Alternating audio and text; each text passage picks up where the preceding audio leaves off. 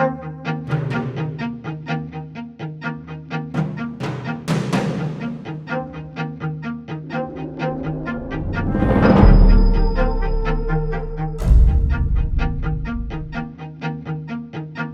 there, Gideon Rose here, editor of Foreign Affairs, with another edition of Foreign Affairs Focus. Today we are delighted to be able to chat with Glenn Hubbard, who is now Dean of the Columbia Business School and who also served as chair of the Council of Economic Advisors, the author or co-author of a wonderful new book, Balance, the Economics of Great Powers, From Ancient Rome to Modern America, and a wonderful article in the new issue of Foreign Affairs that draws on some of the ideas in the book, In Defense of Citizens United, Why Campaign Finance Reform Threatens American Democracy. So, Glenn, let's just get right to it. Most people think that Citizens United either is a terrible decision or at best a sort of necessary evil because you can't suppress certain kinds of speech. You actually see it as a good thing that will help revitalize American politics. Why? Well, you have to look at what's a problem in the country today, the rise of the entitlement state, very large budget deficits that neither party comes to grip with.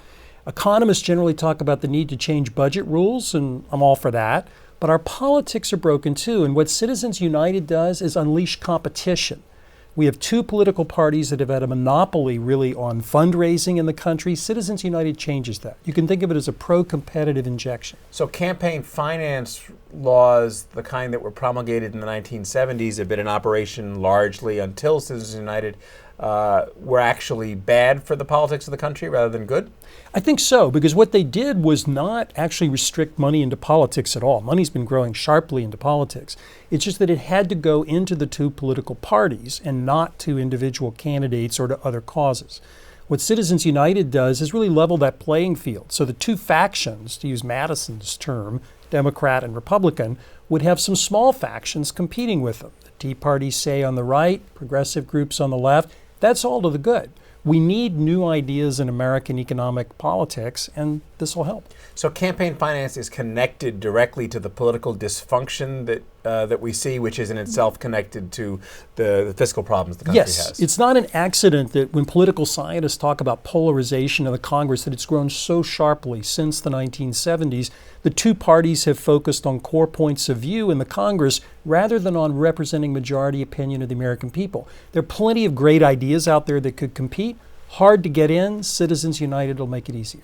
And so let's walk through just a little bit of how that might work. So with the law in place, with the Citizens United decision in place, certain kinds of individual citizens groups will be able to give certain amounts of money for certain political operations. How will that actually help American politics? It'll get new ideas to the forefront and, more importantly, probably engage with the two parties.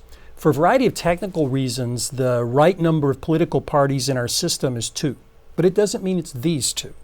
And so the question is, just as over our country's history, political parties have changed in dominance, Citizens United will unleash new competition that hopefully will change the Republican and Democratic parties to really reflect new ideas for the American people. So the pre-Citizens United campaign finance laws benefited the parties at the existing parties at the expense of broader public debate? Yes, and incumbents associated with those parties, because the limits were very narrow for literal giving to an individual, very broad for giving to a political party.